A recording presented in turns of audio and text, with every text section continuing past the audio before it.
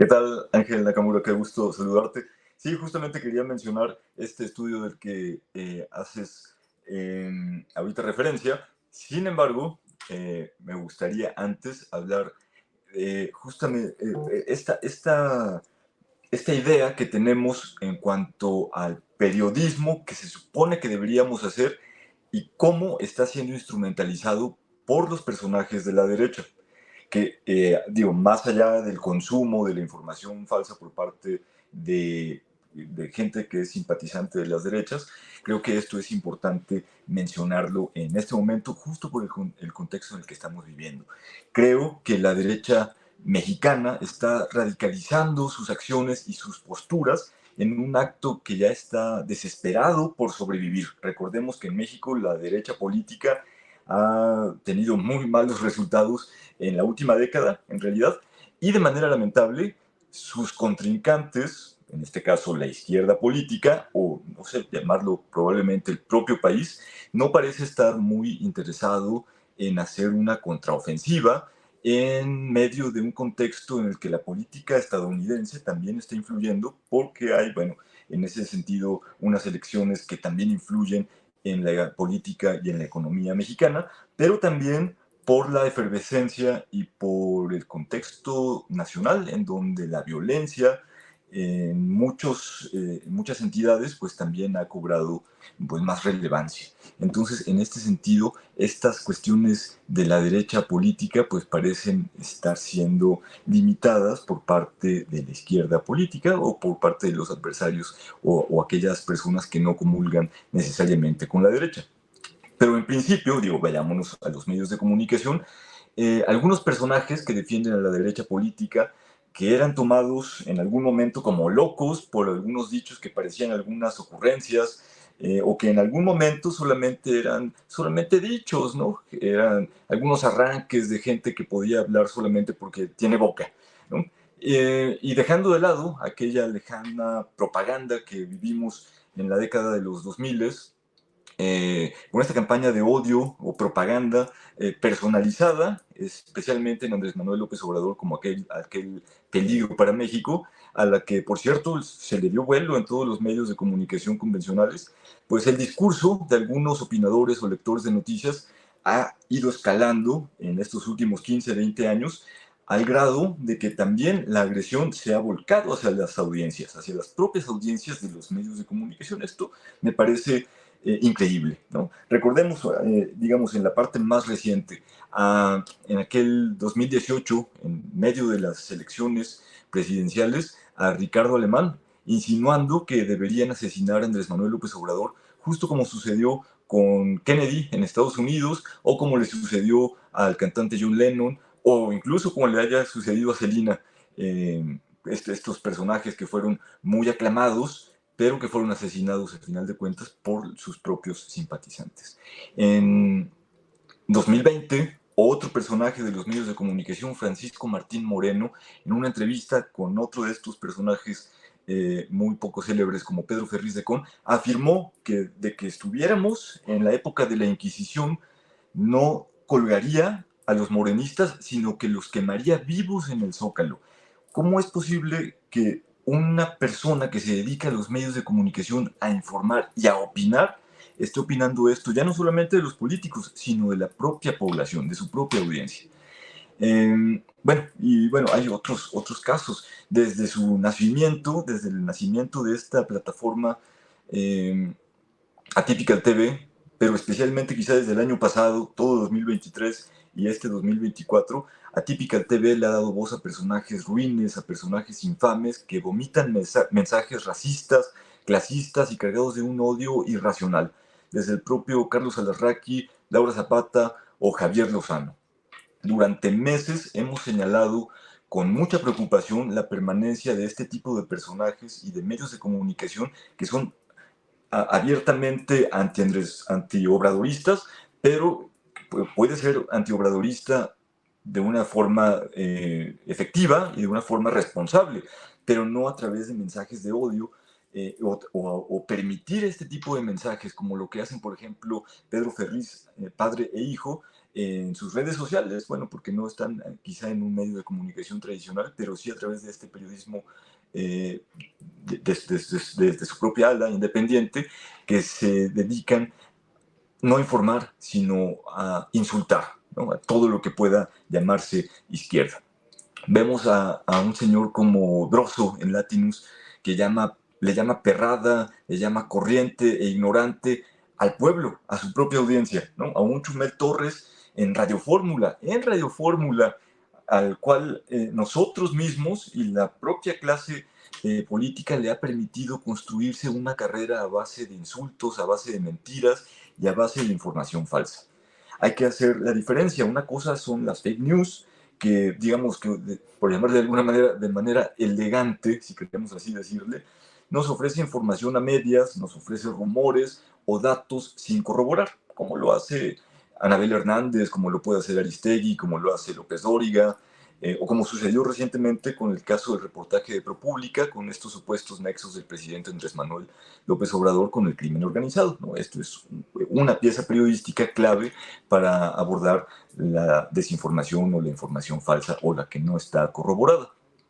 Tenemos otros casos, por ejemplo, como las prácticas que son más comunes entre periodistas, tanto los de mero abajo como los de mero arriba, ¿no? Donde, por ejemplo, aquí tenemos casos como el de Denise Dresser o Joaquín López Dóriga o Luis Cárdenas en MBS, donde ven alguna noticia en redes sociales y se apresuran a retuitearla o a hacer comentarios al respecto, y que después tienen que desmentirla, tienen que disculparse porque, bueno, resulta que la información era falsa, ¿no? Quedan entonces como payasos.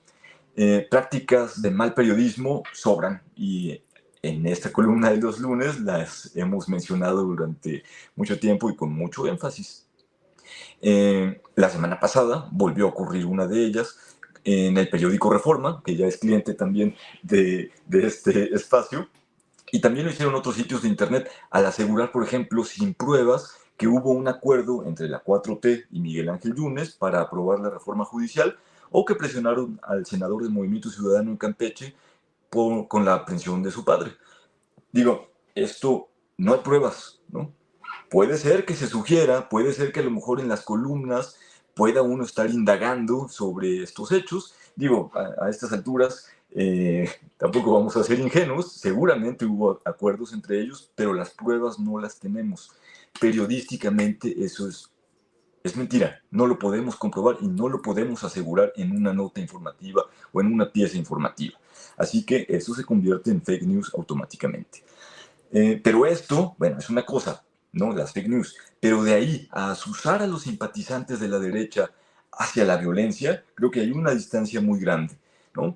Y esto de que hayan empezado a romper algunas barreras es cosa de preocupación, ¿no? De preocuparnos a todos como habitantes en este país. Hablamos primero de la agresión física, que puede ser en dichos, pero de ahí a pasar a las acciones, creo que ya es algo grave, ¿no? Lo que sucedió primero en el edificio del Senado de la República hace algunas semanas para impedir la discusión y posterior aprobación de la reforma judicial, en donde los videos hablan por sí solos, ¿no? Y que, bueno, aquí hablamos a lo mejor de otros debates sobre el tipo de manifestaciones que están permitidas o que la gente puede sentirse que están permitidas o no. Esto es un debate aparte, ¿no? Creo que en las manifestaciones públicas todo puede ser permitido menos la agresión física, y esto estuvo a punto de ocurrir en las instalaciones del Senado.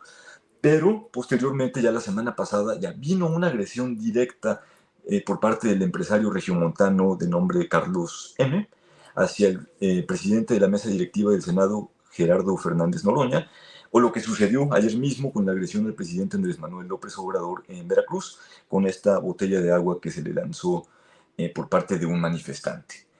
Repetimos, una cosa es la puesta de dichos, ¿no? Incluso nosotros como población, usuarios de redes sociales, lo hacen, o incluso los propios políticos lo hacen, ¿no? Los apodos o los motes que se hacen, que se ponen entre ellos, ¿no? Que se destruyan entre ellos, está bien, ¿no? Cuando Fox le llamó La Bastida, por ejemplo, al candidato del PRI, Francisco La Bastida, en aquel lejano año 2000, o todos los apodos que ha puesto Andrés Manuel y que ha hecho famosos, como el Cállate Chachalaca, puede ser el más célebre, o este último que hizo la senadora Lili Telles con el famoso, ahora célebre, diga mi nombre correctamente, bellaco, dirigido a este senador Fernández Noroña. Digo, que se hagan, que se peleen entre ellos y que se digan, bueno, eso es una cosa, pero de ahí a asusar a la población a la violencia, como lo que sucedió en el Senado de la República, o incluso como lo que hizo la senadora panista María de Jesús Díaz, que llamó a linchar al compañero algún compañero de la alianza opositora que votara a favor de la reforma judicial, pues creo que aquí hay mucha diferencia. Y aquí es donde quiero retomar esto que decías al principio, como algunos estudios, en este caso vamos a mencionar una nota del país, pero hay algunos estudios que se han estado haciendo recientemente, tanto por parte de medios de comunicación, la academia propia lo ha hecho, que hablan de que la población votante o usuarios de redes sociales que se identifican con la derecha política, no nada más en Estados Unidos, sino a nivel global, a nivel internacional, son quienes más consumen información falsa. Y esto, bueno, nos deja mucho para pensar y para analizar sobre, nuevamente, la responsabilidad que tenemos los medios de comunicación para evitar una catástrofe a futuro, ¿no? En Estados Unidos ya ha habido muchos estudios sobre la información falsa y sobre cómo esta es utilizada por los grupos conservadores, especialmente, bueno, el grupo de los republicanos y de Donald Trump. Esto se ha estado replicando en otras partes del mundo y lo estamos viendo aquí mismo en México. Leamos lo que dice esta nota en El País. Dice, inclinación de derechas. Un macroestudio confirma que la desinformación de Facebook la consumen los conservadores. Y esto, bueno, entra en coordinación con otros trabajos publicados, por ejemplo, en revistas prestigiosas que son de ciencia o que son también de índole periodístico, en los cuales analizan la exposición a la desinformación por parte de la población. Esto especialmente en contextos coyunturales, por ejemplo, como una elección presidencial, ¿no? Esto ya se verá en cada país. Pero esto establece que los mayores consumidores de noticias falsas pueden ser personas que se identifican con la derecha, no nada más que las consuman, sino que las replican, que se las creen y que siguen manteniendo este tipo de discursos y de narrativas que son muy irresponsables. Quiero regresar, y creo que esta ha sido la cantaleta que hemos tenido desde hace un año. La responsabilidad de los medios de comunicación debe irse hacia la parte social, hacia el servicio social y hacia la información de calidad. Una disculpa por aquí, por este altercado. El hecho entonces de seguir avanzando a través de noticias falsas y a asusar con contenido violento para que haya más hechos violentos, creo que es algo que no se debe dejar pasar. Creo que el propio Fernández Noroña, que ya levantó, no sé si él a forma personal o el propio Senado de la República, lanzaron ya eh, una denuncia en contra de la agresión. Creo que esto es una forma, digamos, correcta que se puede tener para ir frenando este tipo de acciones. Porque puede llegar un momento, ojalá que no sea así, donde sea imposible de detener este tipo de acciones que van sobrepasando los límites de la información, los límites de la paz y de la sana convivencia. Hasta aquí la dejamos entonces, Ángel. ¿Cómo ves? Doctor, es sumamente importante esto que usted comenta. Yo le tengo, perdón por abusar de su tiempo, dos preguntas. Primero, usted mencionaba el tema de los límites de la libertad de expresión y los límites de esta libertad en las manifestaciones, ¿no? En estas situaciones de los ciudadanos, la gente sale y empieza a gritar consignas a favor o en contra de un determinado proyecto, una reforma, un gobierno, un político. Doctor, yo brevemente le quería preguntar sobre eso. ¿Cuáles son los límites de la libertad de expresión en los medios de comunicación y en los espacios públicos, doctor, donde podemos salir los mexicanas y mexicanos porque vivimos una democracia imperfecta de democracia al fin, donde podemos salir y decir no estoy de acuerdo? ¿Cuáles serían esos límites, tanto en medios de comunicación y después espacios públicos, doctor? No sé si existen límites como tal en los espacios públicos. Creo que en los medios de comunicación lo que hemos defendido durante mucho tiempo, en primer lugar, son mensajes de odio hacia todo tipo. Todos estos mensajes que son racistas, que son clasistas, todo lo que hace Chumel Torres creo que es el ejemplo perfecto de cuando se sobrepasan los límites. El propio Broso, que si bien tiene un estilo muy particular, que muchas veces yo he defendido en cuanto al estilo, pero no en cuanto al mensaje o en cuanto a la narrativa que tiene, ¿no? Ese estilo muy particular en el que da las noticias, bueno, puede ser entendible, pero de ahí a estar insultando a la población o insultando incluso o asusando a la violencia en contra de personas, creo que ahí estamos en algunos límites. Ahora, lo que decía hace un momento, Ángel, eh, en cuanto a los límites en una manifestación o en una protesta en las calles, en una protesta pública, aquí sí es donde yo no podría contestar. Yo defiendo o he defendido que todo tipo de manifestaciones pueden ser eh, entendidas, ¿no? O pueden ser aceptadas. Algunas son marchas en silencio, otras son con consignas, con gritos, otras son festivas, otras son con cantos, otras son concentraciones, otras son algunas marchas, incluso algunas que son un poco más radicales se van ya a las pintas, ¿no? Al graffiti, a la destrucción, a lo mejor de puertas, a la quema de algún monumento, ¿no? Podríamos entender, podríamos no estar de acuerdo, pero sí entender ese tipo de manifestaciones. Pero aquí los límites, si lo queremos ver así, tendrían que entenderse con la agresión física, con la agresión ya hacia una persona y cuando se atenta en contra de la integridad de algún personaje. Puede ser el peor personaje, si quieres, alguien no querido, un político, un asesino, ¿no? O alguien que no esté acatando algunas reglas sociales, pero nosotros como manifestantes creo que no tendríamos el derecho de agredirle físicamente, ¿no?